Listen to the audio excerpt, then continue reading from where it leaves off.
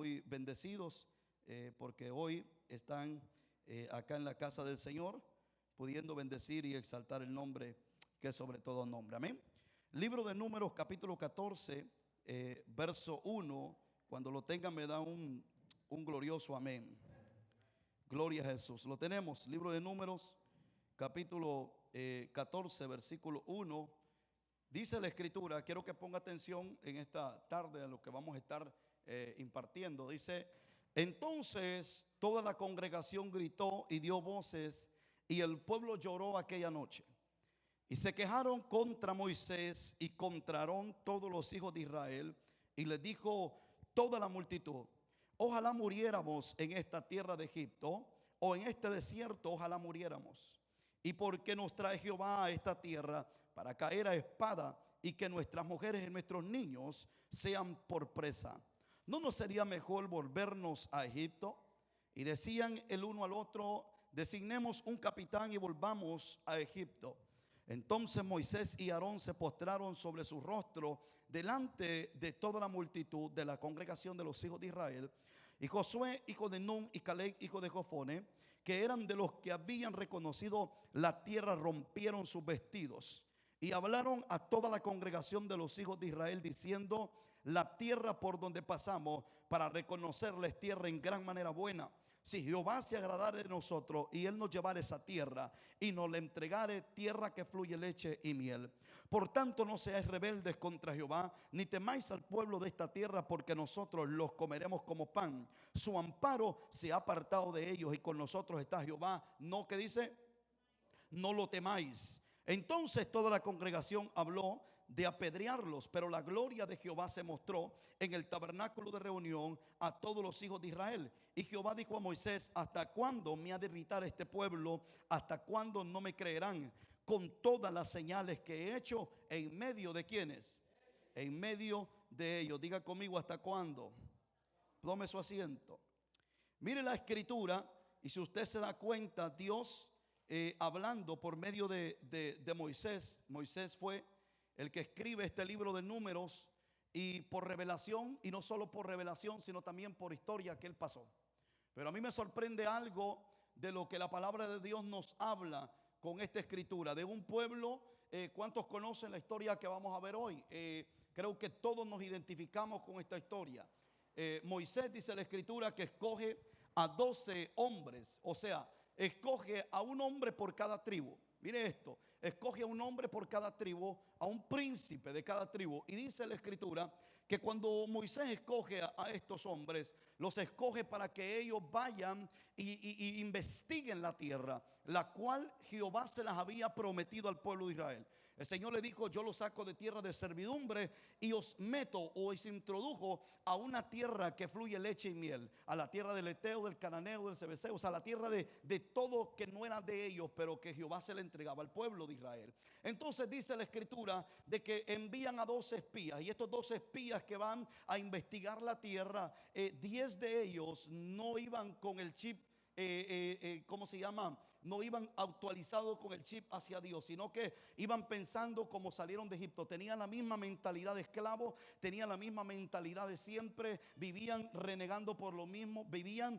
poniendo lo mismo siempre por delante de ellos. Entonces, mire esto, vemos nosotros lo que acabamos de leer, que este pueblo empezó a insultar no solo a Moisés, no solo a Aarón, sino también a estos dos jóvenes que se pusieron de una forma en fe y en positivamente, diciendo: sí alcanzaremos la tierra porque el Señor la entregará en nuestras manos. Entonces, mire esto, yo quiero hablar esta noche las consecuencias por hablar el lenguaje equivocado. Es más, por no hablar el lenguaje del reino. ¿Estamos aquí? ¿Sabía usted que la Biblia dice que en parte hablamos y en parte ¿qué? En parte profetizamos. O sea, que todo lo que nosotros hablamos en parte es escuchado. Recuérdese que todo lo que usted habla no solo lo escucha Dios, sino lo escucha el diablo. Entonces, el diablo no puede leer su pensamiento, pero sí escucha lo que usted dice. Ahora, entonces, nótese que estos 10 hombres empezaron a hablar un lenguaje que no era el lenguaje del reino. No era el lenguaje que Dios les había enviado a hablar. Y esto que ellos hicieron, cuando ellos llevaron esa noticia, ellos introdujeron en el corazón del pueblo muchas cosas que después acontecieron. Por eso vaya conmigo en el libro de Números, capítulo 13, verso 30, y vamos a leer lo que exactamente sucedió, por el cual el pueblo se rebeló en contra de Dios y en contra de Moisés. Libro de Números, capítulo 13, verso 30. Dice: entonces Caleb hizo callar al pueblo delante de Moisés y dijo: subamos luego y tomemos posesión de ella, porque más podremos, ¿quiénes? Nosotros que ellos. Mas los varones que subieron con él dijeron: no podremos subir contra aquel pueblo, porque es más que, es más fuerte que nosotros. Ellos se estaban viéndose a sí mismos y no estaban viendo a Dios en ellos. ¿Estamos aquí? Y ese es el problema de muchos creyentes, que se miran a sí mismos, miran sus facultades, miran sus fuerzas, miran en ellos lo que ellos son, pero no miran lo que está en ellos, que es Dios. Entonces ellos empezaron a decir todo eso, mire, y dijeron, y hablaron, ¿qué hablaron ellos? Hablaron mal entre los hijos de Israel de la tierra que habían reconocido, diciendo: la tierra por donde pasamos para reconocerles tierra que traga a sus moradores, y todo el pueblo que vimos en medio de ella son hombres de grandes estatura. También vimos ahí gigantes, hijos de Anac, raza de los gigantes, y éramos nosotros a nuestro parecer como langostas, y así les parecíamos ¿a quiénes? A ellos.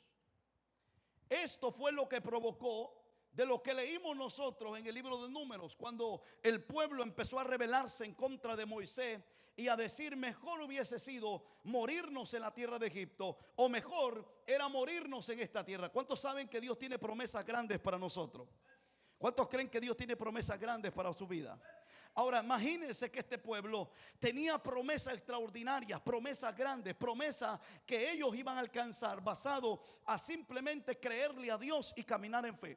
Entonces el pueblo empezó a murmurar y el pueblo empezó a dar palabras de muerte y no palabras de vida. Por eso estos 10 personajes o estos 10 príncipes llegaron a la congregación y no les bastó decirles que no podrían poseer la tierra, sino que empezaron a hablar en mal de la misma tierra que Dios les iba a entregar.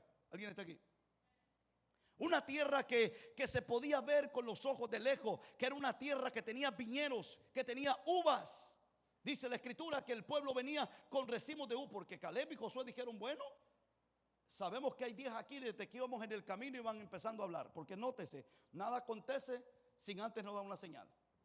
Entonces yo me imagino que cuando iban los 12 espías, los 10 estos espías, me imagino yo, iban hablando entre sí diciendo: mira, nos vamos a echar para atrás porque está peligroso. Nos vamos a echar para atrás porque va a estar difícil llegar a la tierra. Nos vamos a echar atrás, mira, ¿qué vamos a hacer? ¿Qué vamos a decir? No entremos. Yo me imagino que ellos iban hablando estas palabras entre ellos. Entonces Josué y Caleb dijeron: bueno, miren, ¿saben qué? Hay que cortar unos racimos de uva y llevémoslos como evidencia de que esta tierra es tierra buena. Y hay que llevar la evidencia de que esta tierra no solo tiene uva, sino que fluye leche, sino que fluye miel. Es una tierra rica en proteínas, en minerales. Es una tierra con la cual sueña cualquiera vivir en ella. Una tierra que estaba bendecida por Dios, bendecida en totalidad. Entonces esta gente trae los racimos de uva, empezaron a traer todo el producto de la tierra y dijeron: miren, la tierra a la cual hemos ido a ver es una tierra buena, la que Jehová nos ha prometido, y es más, estamos a pasos de conseguirla. Por eso hay mucha gente que pierde la bendición de Dios estando a pasos o a miradas de esa bendición, por el simple hecho de que se les sembró una palabra de maldición, por el simple hecho de que hablan palabras que no son de vida, sino palabras de muerte. Por eso, ¿qué dijimos que era el tema? Consecuencias por no hablar el lenguaje del reino. Israel tenía una promesa por delante que el Señor se las había prometido. Ellos estaban a pocos pasos de poder alcanzar esa promesa, porque el Señor les había permitido que 12 de ellos, o sea 12 espías, fueran a reconocer la tierra y poder probar el producto. Pero 10 de ellos no pudieron comunicar al pueblo lo que Dios, el Dios todopoderoso de ellos, quería que les comunicaran. ¿Cuántos aquí son buenos comunicadores del reino de Dios? Hay gente que se mueve por las circunstancias, o hay gente que se mueve por sus emociones, y a un hombre de Dios sus emociones no pueden gobernarlo. ¿Estamos aquí? Estos 10 hombres se movieron basado a sus emociones, pusieron sus emociones por encima de la promesa. Porque la promesa va más allá que las emociones, mucho, y el ser humano en sí es emocionalista. Por eso la Biblia dice que engañoso es ¿qué? El corazón. Porque el corazón está lleno de emociones. El corazón se siente bien hoy, mañana no. El corazón toma decisiones conforme se siente. ¿Por qué no va a una fiesta usted cuando está triste? Porque no va a hallar el ambiente, ¿o no es así? ¿Por qué usted no decide reír cuando está triste? Porque es la emoción que está gobernando su corazón. Porque el corazón se mueve basado a emociones. Entonces esta gente miró los gigantes y miraron que tenían que pelear por esa tierra. Y dijeron, no, ¿cómo es posible? Vamos a morir. ¿Quién va a pelear por nosotros? Mas cuando ya había una promesa que Jehová les dijo, yo estaré con ustedes. Y yo mismo los introduciré a la tierra prometida. Entonces, pero mire esto, esa forma de hablar o ese lenguaje incorrecto del reino o esas palabras que se sueltan o las mismas nosotros soltamos las palabras en nuestro propio ministerio o en nuestro propio llamado o en nuestra propia vida espiritual, traen consecuencias en no alcanzar lo que el Padre prometió a nosotros. Número 1, las consecuencias que produjeron estos 10 espías con sus palabras negativas fueron el desánimo entre el pueblo. ¿Sabe qué es lo que produce desánimo en alguien? Son las palabras inadecuadas. Todo lo que usted habla, todo lo que usted dice, todo lo que usted expresa, usted puede estarse muriendo por dentro, pero si lo expresó, ya la regó. ¿Por qué? Porque primero usted lo genera en el pensamiento, en el corazón, y empieza usted y con aquellas ganas de soltarlo. ¿Cuánta gente ha maldecido a otro? ¿Cuánta gente ha hecho que otro se sienta menos? Que se sienta menor que ellos mismos por las palabras que sueltan. Y las palabras empiezan a cobrar vida en ellos, porque en parte hablamos y en parte ¿qué? Profetizamos. La Biblia dice que la lengua es un miembro pequeño pero peligroso y lo compara como una chispa en un bosque, que puede ser pequeña la chispa pero hace una gran ruina con un gran fuego. Entonces las palabras nuestras, lo que nosotros comunicamos, lo que hablamos, lo que nosotros decimos, eso, ¿será que el reino quiere que lo digamos o será que el reino no quiere que lo digamos? ¿Cómo somos nosotros impartidores del reino? ¿Somos aquellos que impartimos las buenas noticias de Dios o somos aquellos que estamos viendo los fracasos de otros o los fracasos del mundo? ¿Qué es lo que yo estoy impartiendo? ¿Qué es lo que estoy hablando? ¿Estoy hablando palabra de reino o estoy hablando palabras por mis emociones?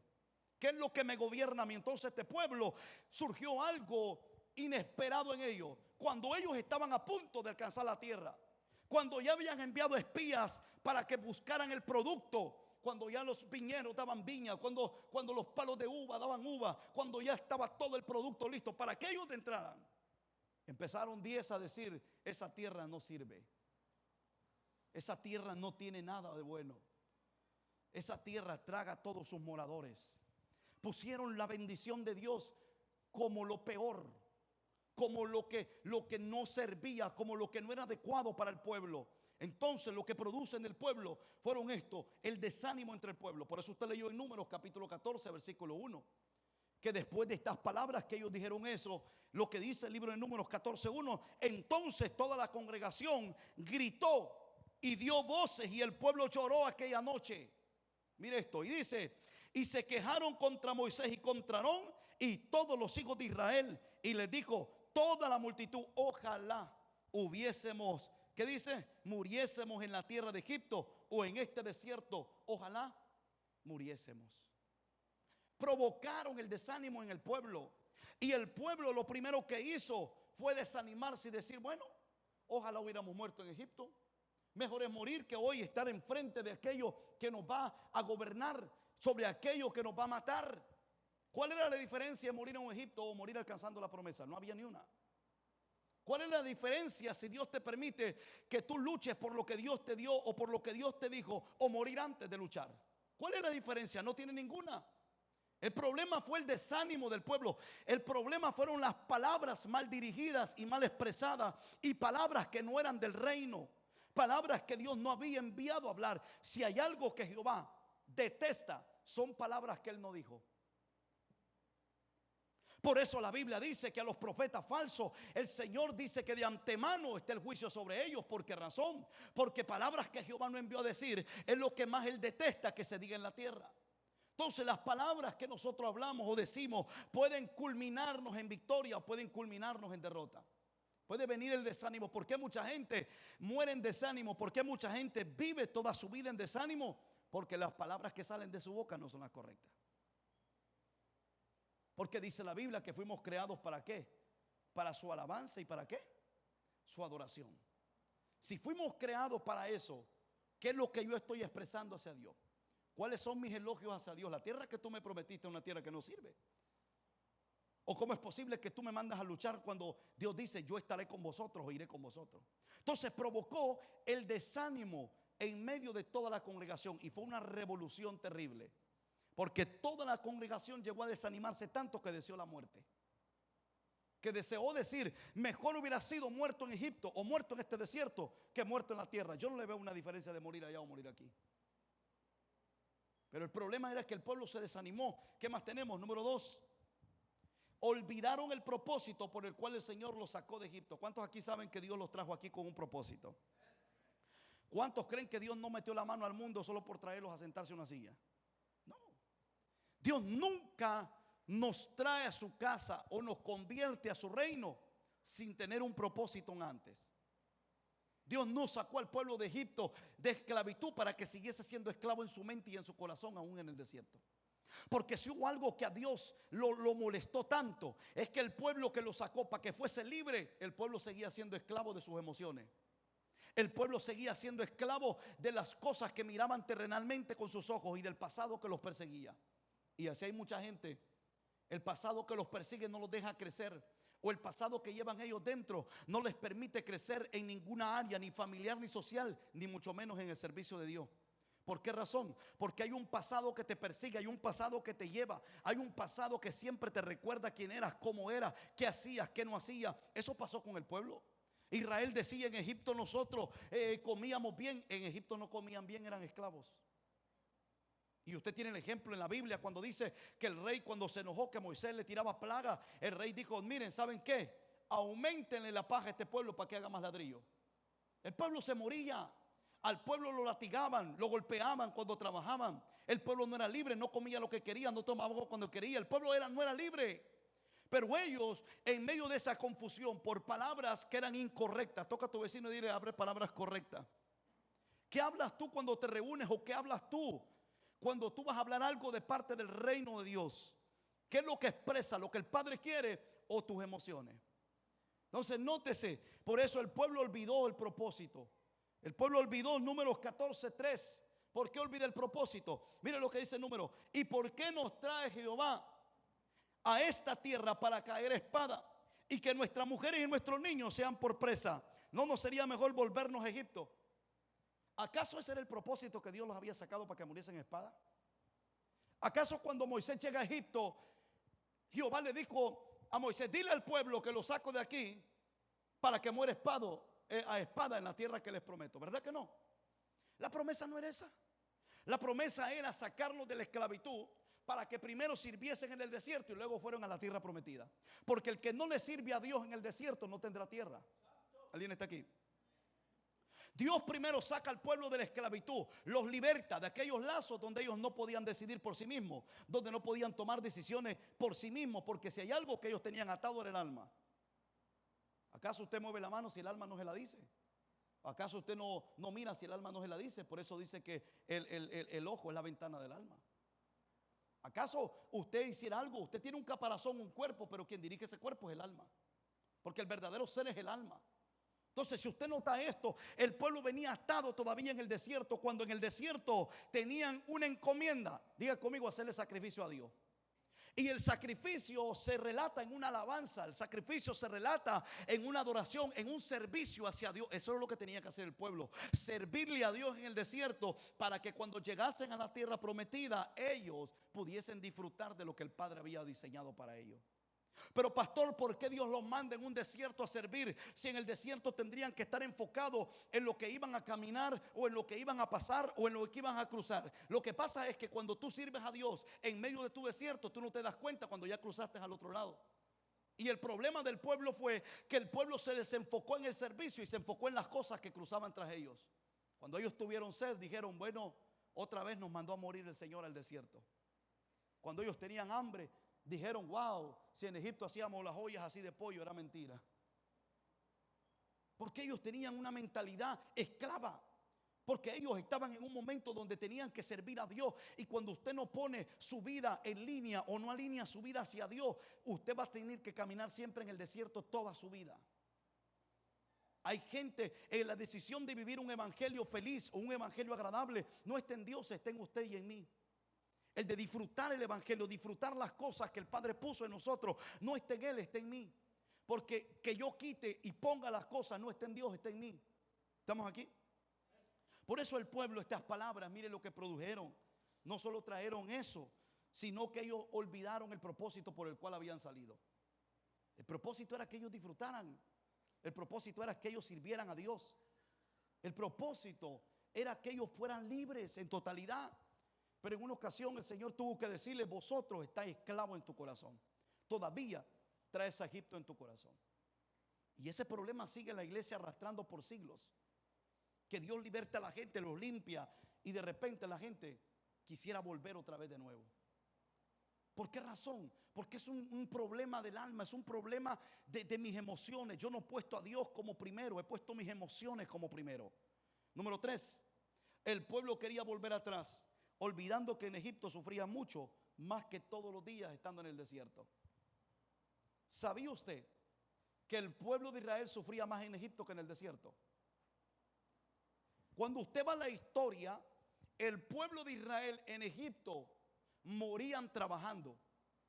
En Egipto morían de sed y morían de hambre.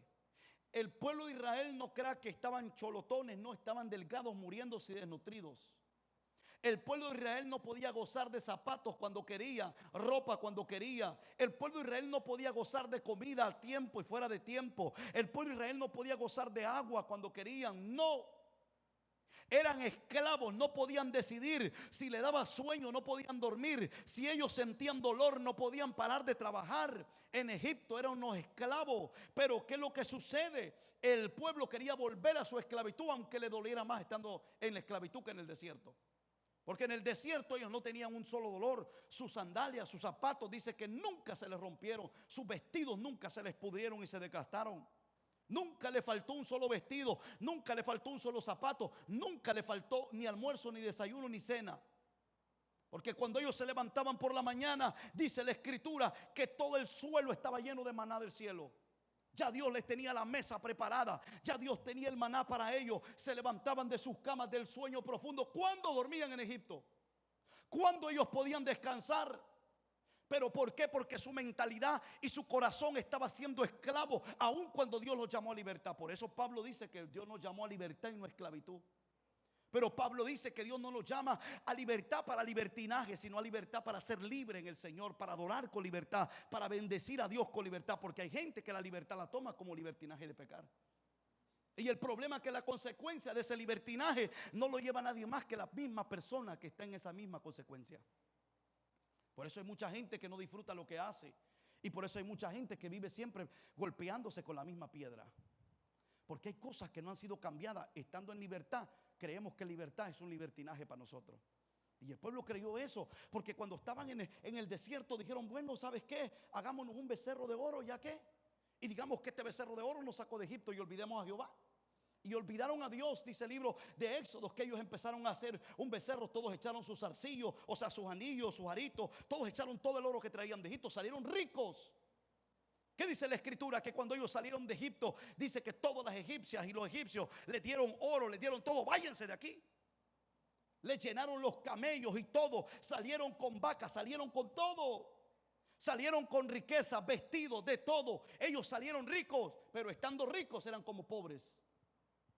Porque ellos no cambiaron su mentalidad. La libertad que Jehová les estaba dando la tomaron como libertinaje. ¿Cómo, pastor? Hacen un becerro a su forma, adoran ese becerro y olvidan a Dios. No solo eso, sino que reniegan con Dios mismo. Ponen a Dios entre la espada y la pared. Y ellos empezaron, como tenían una libertad, ellos dijeron: nuestra libertad la vamos más allá, hacemos lo que queremos y como queremos. Dígale a su vecino: libertad no es así.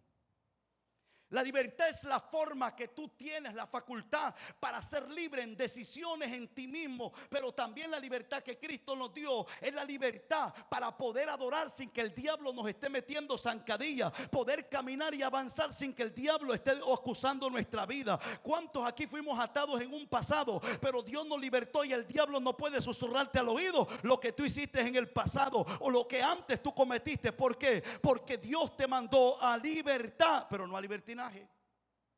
Y el libertinaje es que tú crees que tú puedes hacer lo que quieras y nadie te puede decir nada. Ese es el libertinaje. Que tienes el derecho absoluto de tu vida y no es así. ¿Sabía usted que ni el hombre ni la mujer tiene derecho de su propio cuerpo? ¿Alguien está aquí?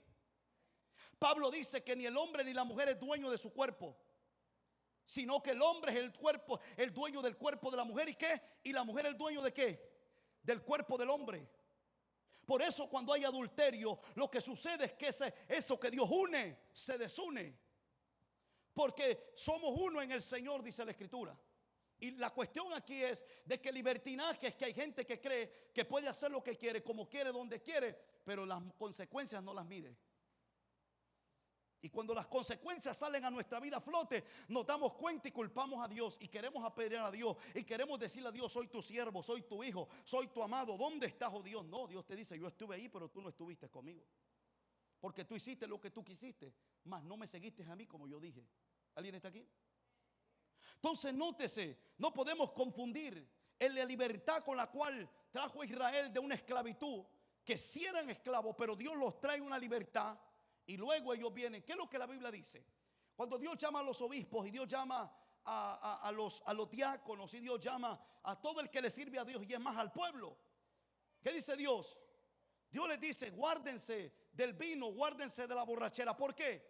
Porque en la borrachera tu testimonio no es el correcto, ¿sí o no? Entonces, ¿qué es lo que sucede en la libertad? En la libertad Dios te liberta para que tú seas libre de las cosas que te oprimen y las cosas que te hacen tropezar siempre. El libertinaje te hace creer de que tú eres dueño de tu vida. Y ninguno de nosotros somos dueños de nosotros mismos. El dueño absoluto de nosotros se llama Señor Jesucristo. El que pagó el precio por usted y lo compró en la cruz. Él es dueño de su vida y Él decide con su vida. Pero la iglesia en muchas ocasiones quiere tomar decisiones porque son libres, pero no hay libertad para eso. El libertinaje que muchos ocurre, sino el mundo, mírese, el mundo. ¿Por qué viene el aborto? Porque dicen que la mujer es dueño de su cuerpo y la mujer puede decidir por su cuerpo. Mentira. ¿Cómo alguien va a poder decidir por su cuerpo de matar a una criatura? Entonces también hay otra ley que puede atacar eso. Pero el libertinaje te dice que tú puedes hacer lo que tú quieras, como quieras y donde quieras. La libertad te da libertad para ser libre en todo tiempo y saber decidir las cosas correctas en el tiempo correcto de Dios. Entonces nótese, el mundo está en un libertinaje, la iglesia no puede estar en un libertinaje. Porque lo que provoca el libertinaje son las palabras incorrectas, las palabras mal dirigidas y las palabras habladas que no habló el Señor. Por eso es que entra el desánimo, ¿qué más dijimos? Por eso entra, olvidar el propósito. Y por eso, mire esto, quieren volver atrás. ¿Por qué razón el pueblo decide volver atrás? Por las palabras incorrectas que se están hablando, por la forma incorrecta de expresarse.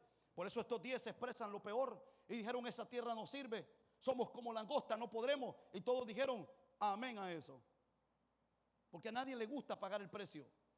La gente dice: usted no tiene que pagar un precio. Ya Jesús lo pagó. Sí, Jesús pagó el precio de su muerte, pagó el precio de su rescate, pagó el precio por salvarlo, pero ahora hay que pagar el precio por servirle. Ah, no, si no, pregúntele a Pedro.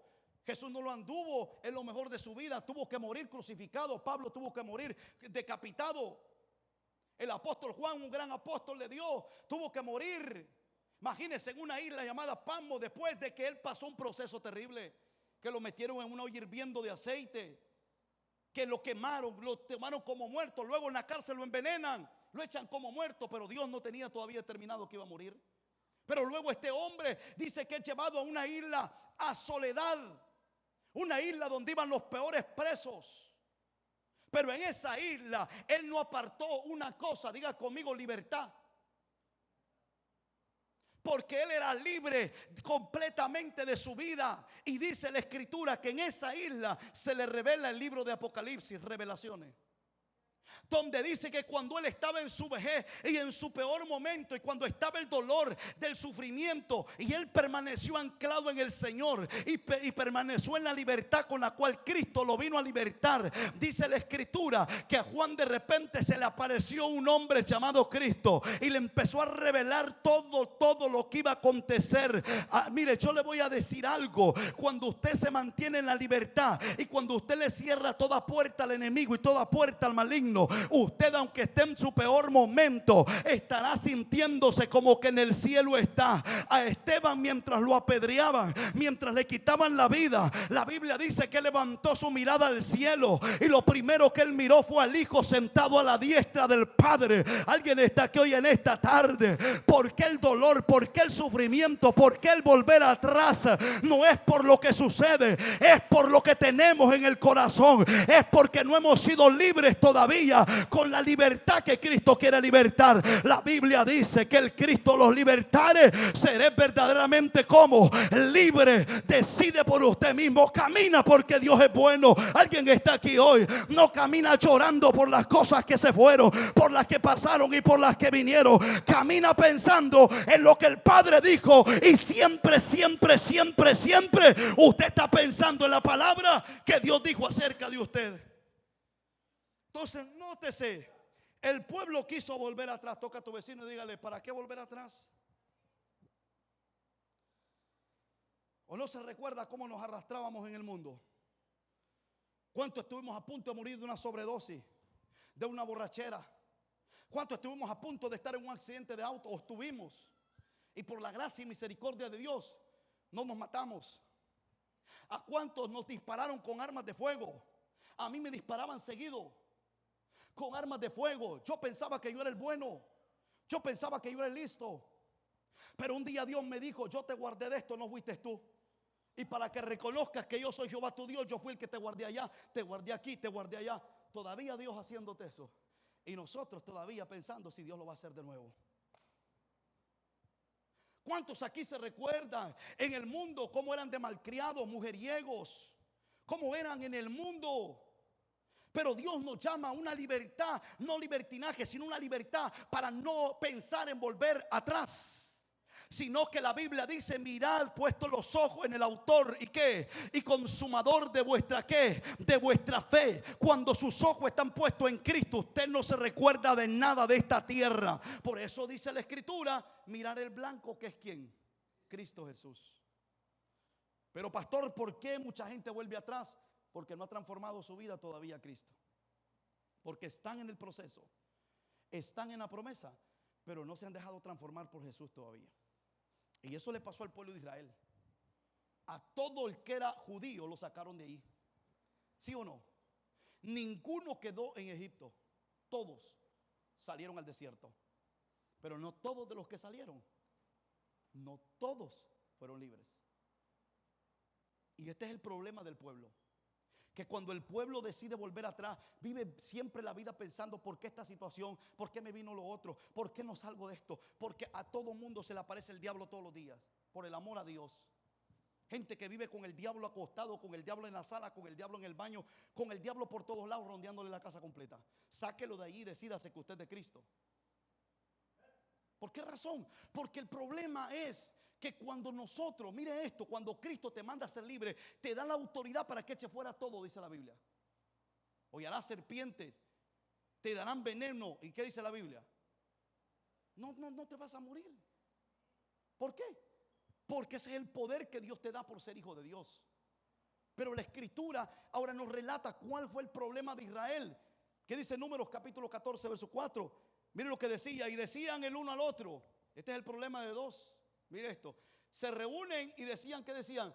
Yo creo que es mejor que nos vayamos para Egipto. Mire esto, ¿qué decían? Y decían el uno al otro: designemos un capitán y volvámonos ¿a qué? Egipto representa el mundo. Egipto representa el libertinaje, pero representa las ataduras del corazón. Egipto representa que usted no puede decidir por usted mismo, sino que hay otro decidiendo por usted. Y el pueblo dijo, mejor designemos un buen capitán. O sea, no le gustó Moisés ni le gustó Aarón. ¿Por qué? Porque Moisés y Aarón los llevaban a la adoración y los llevaban a libertad, no a libertinaje. Y no les gustó eso. Les gustó, mejor volvamos de nuevo a Egipto. Entonces, mire las palabras que provocan. Por eso estos días provocaron en el pueblo todas estas palabras, porque sembraron en ellos, en sus sentimientos. O sea, pusieron a flotar los sentimientos del pueblo. Cuando el pueblo estaba sensible, usted no puede hablar palabra de maldición cuando tiene que hablar palabra de bendición. No puede hablar palabra de muerte cuando puede hablar palabra de vida. Porque cuando usted mira a otro moribundo, dele palabra de vida y no lo termine de matar. ¿Por qué razón? Porque eso va a provocar la muerte de él y de los suyos también. Porque todo lo que yo hable, todo lo que yo diga, sea, dice la Biblia, que vamos a darle cuenta a Dios. De todo lo que yo siembre, las palabras que yo siembre, se las vamos a tener que dar cuentas a Dios. ¿Qué es lo que yo estoy sembrando? ¿Cuáles son mis palabras? ¿Qué es lo que yo deseo? ¿Qué es lo que yo anhelo? ¿Qué es lo que yo quiero que Dios haga? Dios da una promesa, pero el cumplimiento depende de nosotros. Mire esto, número 4. ¿Qué más sucedió? ¿Cuál fue la otra consecuencia? Intentaron matar a sus hermanos que tenían la fe de llegar a la tierra prometida. Mire esto es terrible. Provoca en el pueblo que el pueblo se le rebele y quiere matar a Josué y a Caleb. Eso provocó estas palabras, que ellos arremetieran en contra de sus hermanos. Dile a tu vecino, no pelees conmigo. Tóquelo y dígale, no pelees conmigo. La Biblia dice que la lucha no es contra qué. Vamos, dígalo, ¿contra quién? Sino contra quiénes. Tóquelo de nuevo y diga, no pelees conmigo. No es conmigo la lucha. No es conmigo el problema. Nótese que el pueblo empezó a mirar a ellos como a sus peores enemigos. Porque si hay algo que el diablo siempre va a sembrar, va a ser la discordia. Ese va a ser el primer resultado de una palabra mal dirigida. ¿O qué pasa cuando el chismoso va y lleva un chisme? ¿Qué es lo que sucede? ¿Sí o no? Que se hace enemigo del que le contó el chisme. Mira, Julano dijo esto y la gente lo creyó y ¡pum! Se hizo enemigo del otro. ¿Qué ganó? Un enemigo. ¿Por qué razón? Porque eso es lo primero que Satanás siembra, la discordia. Y eso es lo que sembró en ellos. Sembró la discordia cuando estos 10 hombres se pararon entre ellos y les dijeron, no, estos dos son mentirosos. Estos dos están mintiendo, ahí no sirve para nada.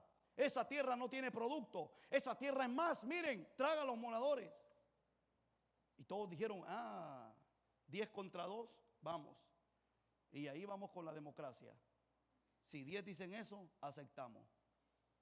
¿Estamos aquí? Ahora, miren lo que sucede. Números 14:10. Dice la escritura, entonces toda la multitud habló de apedrearlos. Pero sucedió algo. ¿Pero qué dice? Pero la gloria de Jehová se mostró en el tabernáculo de reunión a todos los hijos ¿de qué? De Israel. ¿Cuántos saben que estamos protegidos por Dios? Por eso yo nunca creo, no puedo creer que el diablo puede tocar a un hijo de Dios. Porque si usted está en la cobertura de Dios, está en las alas del Omnipotente, está en la roca de Dios, y si usted está en la mano de Jesús, ¿quién podrá tocarlo de ahí? Entonces ellos intentaron apedrear a estos dos. ¿Por qué los intentaron apedrear? Porque estos dos rascaron sus vestidos. ¿Qué significa rascar sus vestidos? Tuvieron un celo de la palabra del Señor. Fue una forma de un enojo espiritual, de un celo espiritual. Fue una forma de advertirle al pueblo que Jehová se estaba disgustando. Cuando antes los sacerdotes, reyes o que sea, que tenían eminencia, rascaban sus vestidos, representaban un celo espiritual, representaban un disgusto espiritual. Estaban representando que no estaban en lo correcto. Y dice que cuando rascaron sus vestidos, el pueblo dijo, matémoslos, apedreémoslos. Pero sucedió que la gloria de Jehová descendió. Y cuando la gloria de Jehová descendió, es porque el pueblo había atentado contra Dios. Es porque el pueblo había atentado contra el Dios que los había sacado de la esclavitud, los había traído a una libertad. Pero el pueblo no vivían como libres, vivían como los mismos esclavos y más miserables que antes. ¿Por qué razón? Porque el pueblo estaba en lo mejor de su vida, pero hacían creer en su corazón de que estaban en lo peor. No disfrutaban de lo que vivían ni de lo que Dios les daba. Ahora nótese esto. Número 5, y esto es lo peor, fueron reprobados delante de Dios. Diga conmigo, yo no quiero ser reprobado delante de Dios. Vamos, dígalo conmigo, yo no quiero ser reprobado delante de Dios. ¿Qué es lo que provocó este pueblo? El pueblo provocó ser reprobado por Dios. ¿Sí o no que estaban en el propósito? ¿Sí o no que Dios los había sacado? ¿Sí o no que Dios les tiraba las nubes en el día para el sol a todos? ¿Sí o no que la columna de fuego era para todos? El agua de la peña era para todos. ¿Sí o no que el maná era para todos? La codorniz eran para todos. La protección del omnipotente era para todos. Pero no todos fueron aprobados por Dios. Porque una cosa es que yo camine bajo la misericordia de Dios, como este pueblo caminó todos los días de su vida por 40 años bajo misericordia, pero no caminó bajo gracia. Porque caminaban por misericordia, porque Dios es bueno. Y todavía aún Moisés le dice a Jehová, cuando Jehová le dice, este pueblo me irritó, me tiene irritado. ¿Y qué es lo que le dice Moisés a Jehová? Pero Señor, ¿qué dirá Egipto? ¿Qué dirán la gente de Egipto? O los pueblos vecinos que tú sacaste este pueblo para traerlo a morir aquí, para matar a este pueblo. No, Señor, perdona a este pueblo. Recuerda todavía, Moisés, recuerda que tus misericordias son grandes y que no sé qué. Y Moisés empezó a hablarle de su misericordia y decirle, Señor, recuerda que tú eres misericordioso y que eres tardo para la ira y grande en misericordia. Moisés se lo recuerda a Jehová. Y gracias a ese Moisés, Jehová no le tiró fuego a ese pueblo. ¿Alguien está aquí? Porque ese pueblo vivió tras misericordia. Porque quisieron engañar a Dios. Y a Dios no puede ser burlado y no puede ser engañado. Si hay algo que Dios no puede ser, es burlado y engañado. Porque así hay mucha gente en el pueblo. Quiere tratar de engañar a Dios. Quiere tratar de tener un libertinaje aparentando de que Dios no los está viendo. Y lo que sucede es que tarde o temprano la ira de Jehová cae sobre ellos. Y después dice, y Señor, que no eres bueno, y Señor, que no eres misericordioso. Y ahí tiene que Moisés clamar y orar, como Moisés le dijo, Señor, ten misericordia de este pueblo y no lo mates. ¿Por qué razón? Porque el pueblo se había desviado en su corazón. Por eso usted recuerda ese Samuel, cuando Saúl estaba en su peor momento, cuando Saúl era un burro ante Dios, cuando Saúl desobedecía a Dios por completo y no le importaba a Dios, porque nótese eso. Una cosa es que nos importe Dios y otra cosa es que nosotros queramos los beneficios de Dios. Y dice que Saúl, su reinado lo tomó como un libertinaje para hacer lo que quisiera en el reino. Pero Samuel pasó toda la noche y toda la madrugada clamándole a Dios para que no hiriese a Saúl, para que no lo tumbase del reinado. Entonces nótese que este es un problema que fueron, ¿qué dijimos?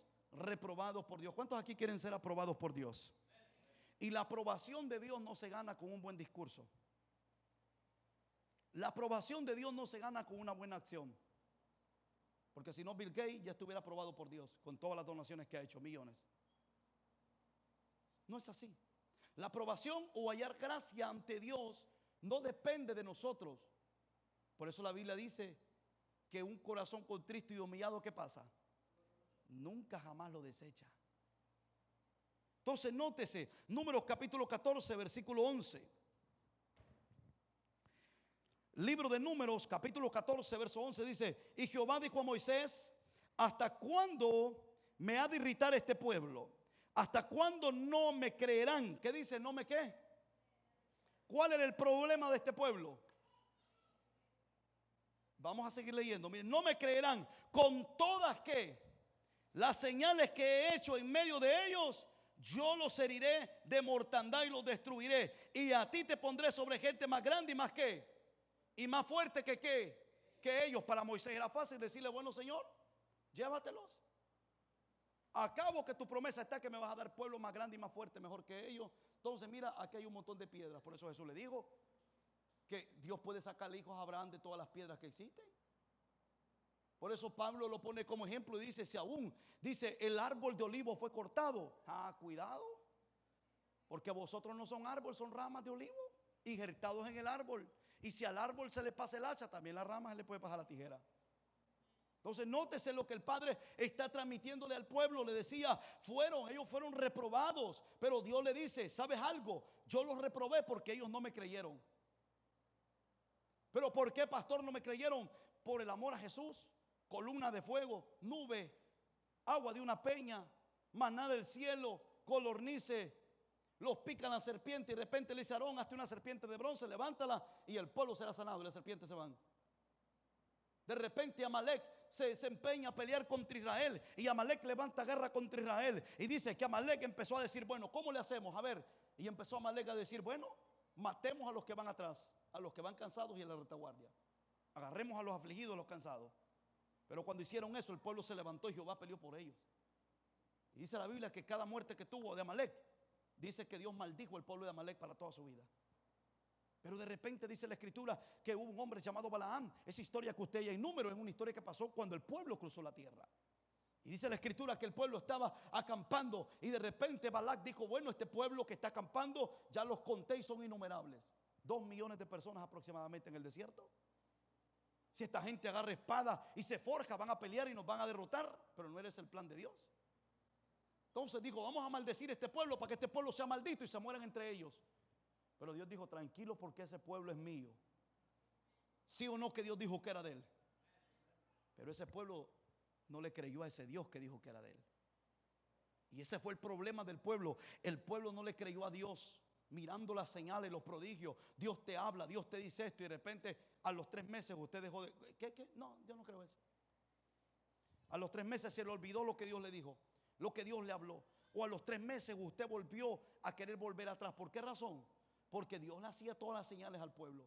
¿Cuántas señales Dios nos manda a la iglesia? ¿Cuántas señales Dios nos manda al pueblo? Muchas. Pero de muchas de ellas no las creemos.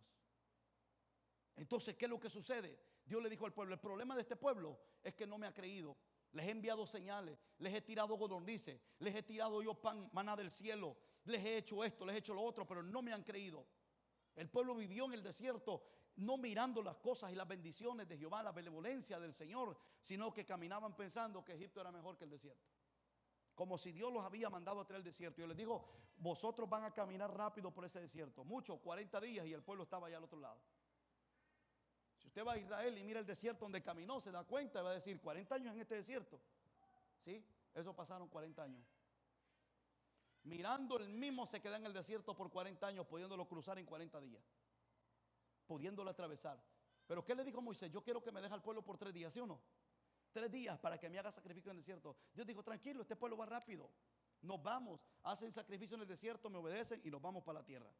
Pero como el pueblo detuvo el propósito, caminó por 40 años y se murió en el mismo desierto. Miren lo que sucede. Pero termino con esto.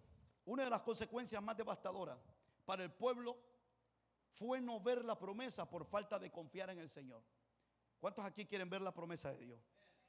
Mire, yo creo que lo más valioso del creyente no son que se afanen decir: tengo 20 años de ser cristiano. Porque hay gente que te habla de los 30 años que ha sido cristiano, pero no te habla nunca de Cristo. No, nunca lo ha conocido. Te habla de los 30, de los 20, de los 15. Te habla de todos los años que le ha servido, pero nunca te habla de Cristo porque nunca se les reveló.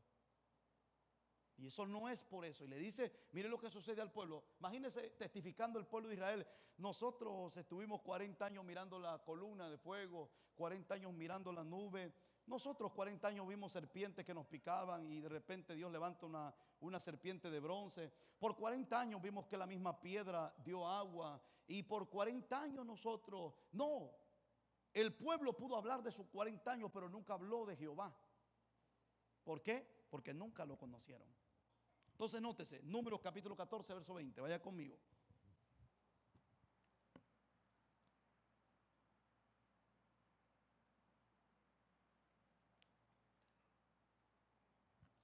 Números capítulo 14, versículo 20. Mire lo que dice. Vamos a estar leyendo hasta el verso 23. Dice: entonces Jehová dijo: yo lo he perdonado conforme a tu dicho. ¿Sí o no que dice así? Sigamos. ¿Qué dice? Mas tan ciertamente como vivo yo y mi gloria llena toda ¿qué?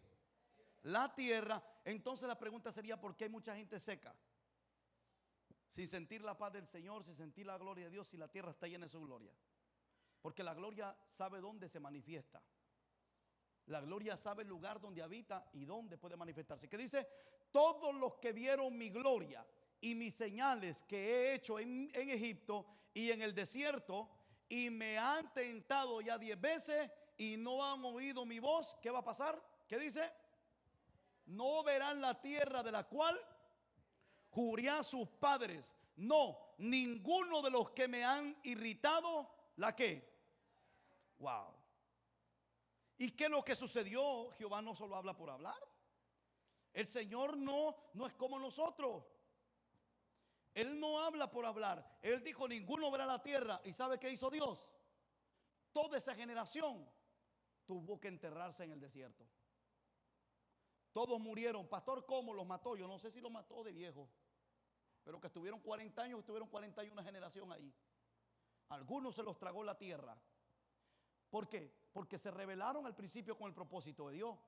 Pero otros, estando a punto de cruzar la tierra, tuvieron que enterrarlos. ¿Cuántos aquí quieren alcanzar las promesas de Dios? Mire esto. La consecuencia más devastadora de la palabra de 10 espías y de un pueblo que no le creía a Dios y le creía más a la voz de los espías fue no de entrar a la tierra prometida. Por eso Pablo dice que no vaya a ser que yo sea heraldo para otro, o sea de beneficio, o sea de bendición, o sea de puente, mas yo sea que eliminado. ¿Por qué razón? Porque muchos de los que enterraron en el desierto fueron príncipes. Muchos de los que enterraron en el desierto le sirvieron a Dios. Pastor, ¿cómo sacas a locura? ¿A cuántos escogió Moisés para que juzgaran al pueblo? ¿Cuántos me pueden decir a cuántos fueron? 70 personas. A 70 personas las puso como jueces de Israel, juzgar a Israel. ¿Cuántos de esos entraron? ¿Cuántos entraron si Jehová solo escoge a Caleb y a Josué, ni aún Moisés no entró? Y la generación de estos dos pudieron entrar, los hijos de los padres que aborrecieron a Jehová. Porque la Biblia dice que los hijos no llevarán las maldiciones de los padres o la sementera de los padres, sino que nosotros somos responsables de nuestras propias consecuencias.